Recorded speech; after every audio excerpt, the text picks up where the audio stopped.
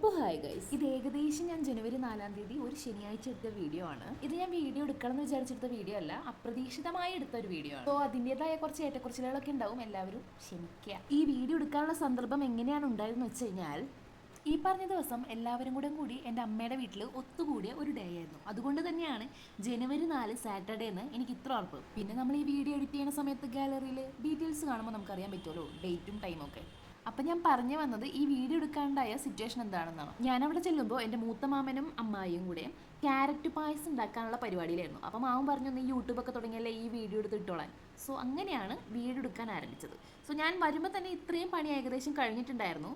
ഇതിൽ first step കാണാനുണ്ടാവില്ല, കാരണം first step ഞാൻ വന്നപ്പോഴേക്കും കഴിഞ്ഞിട്ടുണ്ടായിരുന്നു. ആദ്യം ചെറുത് ചേരുവകൾ എന്താണെന്ന് ഞാൻ പറയാം. ആവശ്യത്തിനുള്ള ക്യാരറ്റ് ഗ്രൈൻഡ് ചെയ്തതിന് ശേഷം നെയ്യും പഞ്ചസാരയും കൂടെയും കൂട്ടി ഒരു ഹൽവ കൺസിസ്റ്റൻസിയിൽ മിക്സ് ചെയ്തെടുക്കുക.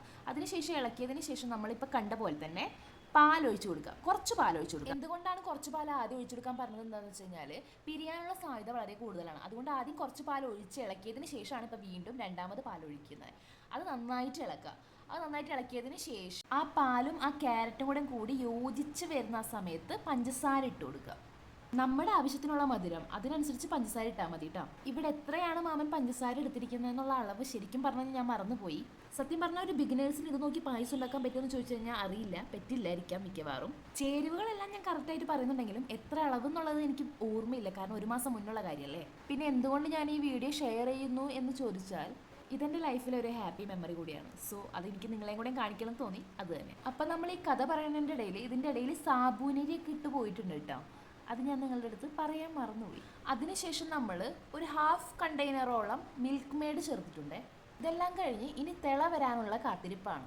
തിളച്ച് പൊന്നുന്ന സമയത്ത് നമുക്ക് വീഡിയോ എടുക്കാൻ പറ്റില്ല, കാരണം പാലുകാച്ചിൽ തിള വന്ന് പൊന്തി പോണ പോലെയായിരുന്നു. ആ സമയത്ത് ഒരു ഓട്ടപ്പാച്ചിലായിരുന്നു, അതുകൊണ്ട് തന്നെ വീഡിയോ എടുക്കാൻ വിട്ടുപോയി. എല്ലാം കഴിഞ്ഞ് ഉരുളി അടുപ്പത്തുനിന്ന് വാങ്ങി വെച്ച് അന്നും കൂടെ നന്നായി ഇളക്കുക. എന്തുകൊണ്ടാണ് ഈ എല്ലാ റെസിപ്പീസും എനിക്ക് ഓർമ്മ എന്ന് വെച്ച് കഴിഞ്ഞാൽ, ആ എൻ്റെയർ പ്രോസസ്സിൽ ഞാൻ അവിടെ ഉണ്ടായിരുന്നു.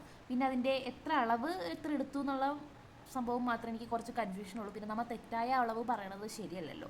സോ ഏതൊക്കെ റെസിപ്പിയാണെന്ന് ഓർമ്മയുണ്ടെങ്കിലും അതിൻ്റെ അളവുകളൊക്കെ ഞാൻ ചെറുതായിട്ട് മറന്നുപോയിരുന്നു. അതിനുശേഷം അണ്ടിപ്പരിപ്പും കിസ്മിസും നെയ്യിൽ മൂപ്പിച്ച് അതിൻ്റെ മേലെ കൂടെ ഡെക്കറേറ്റ് ചെയ്യുക. ഇങ്ങനെയാണ് നമ്മൾ അന്ന് എല്ലാവരും കൂടെ കൂടിയിട്ട് ക്യാരറ്റ് പായസം ഉണ്ടാക്കിയത്. സോ കുറേ നാൾക്ക് മുന്നേ കഴിച്ച ഭക്ഷണത്തിൻ്റെ രുചി ഇപ്പോഴും ഓർമ്മയിൽ നിൽക്കുന്നവരാണോ നിങ്ങൾ?